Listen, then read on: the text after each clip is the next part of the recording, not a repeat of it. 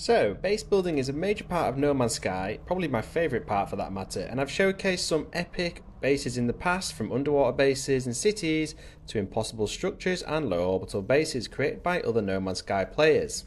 But today I'm going to be talking about low orbital bases, and in particular how you build them, because it's not as straightforward as building other bases.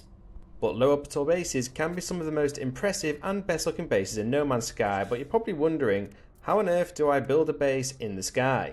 Well, in this video I'm going to show you how to do exactly that, from starting with nothing and going all the way through to making your own orbital base. I'm going to tell you everything you're going to need, ranging from what technology is used to what resources you'll need and everything in between, so make sure you stick around until the end so that you don't miss anything important.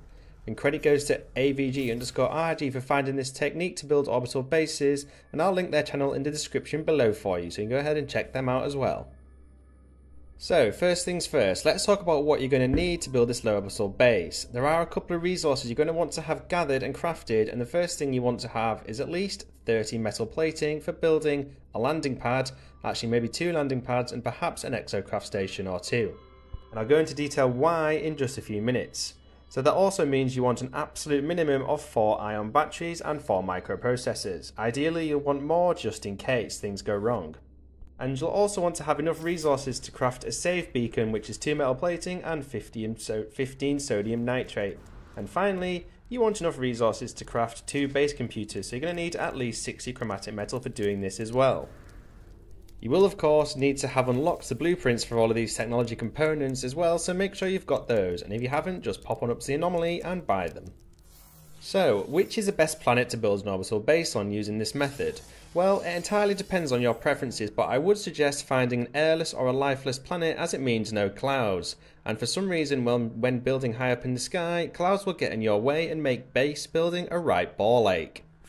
So that of course means sacrificing a paradise planet, but if you're determined to build an orbital base on a paradise planet, you can do that as well. Just be prepared for some annoying cloud cover when you're building that base in the sky.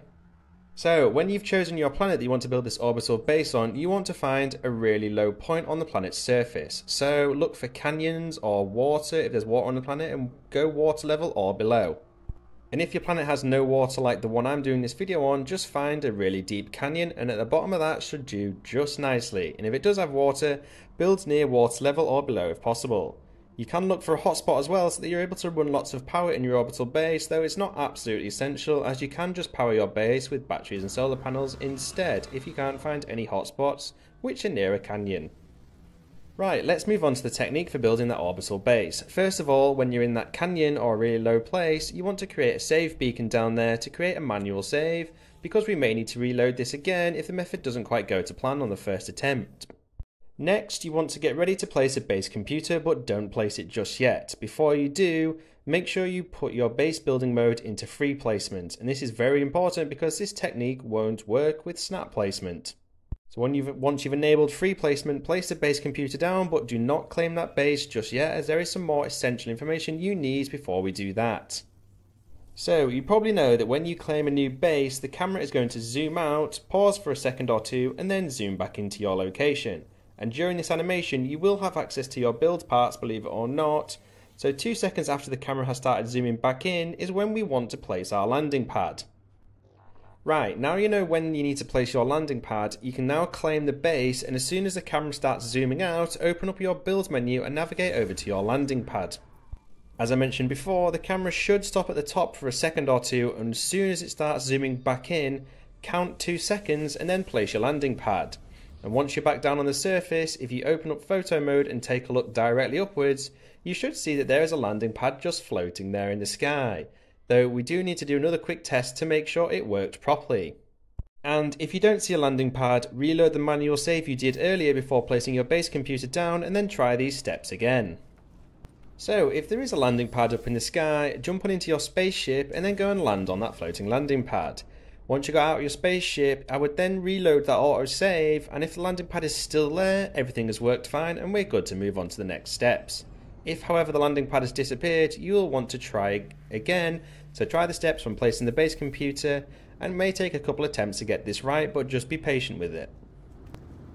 So if all is well, you want to try and open up your build menu now, and if you can't see any build parts, that's actually a very good thing because it means we're outside of the building zone for the base computer, which is down on the planet's surface.